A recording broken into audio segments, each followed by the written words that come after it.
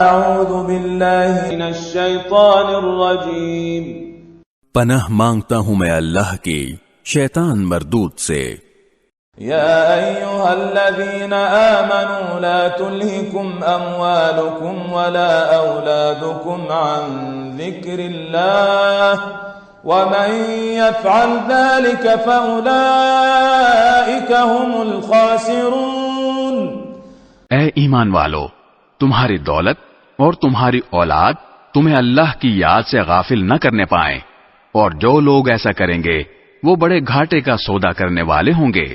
وَأَنفِقُوا مِمَّا رَزَقْنَاكُم مِّن قَبْلِ أَن يَأْتِيَ أَحَدَكُمُ الْمَوْتُ فَيَقُولَ رَبِّ لَوْلَا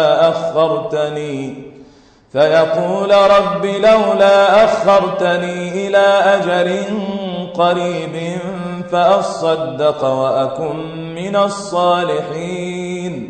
اور ہم نے تمہیں جو رزق دیا ہے اس میں سے اللہ کے حکم کے مطابق خرچ کر لو، قبل اس کے کہ تم میں سے کسی کے پاس موت آ جائے تو وہ یہ کہے کہ اے میرے پروردگار، تو نے مجھے تھوڑی دیر کے لیے اور مہلت کیوں نہ دے دی کہ میں خوب صدقہ کرتا اور نیک لوگوں میں شامل ہو جاتا۔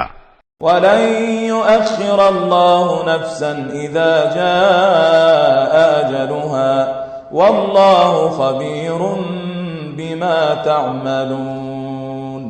اور جب کسی شخص کا معین وقت آ جائے گا تو اللہ اسے ہرگز مہلت نہیں دے گا، اور جو کچھ تم کرتے ہو اللہ اس سے پوری طرح باخبر ہے۔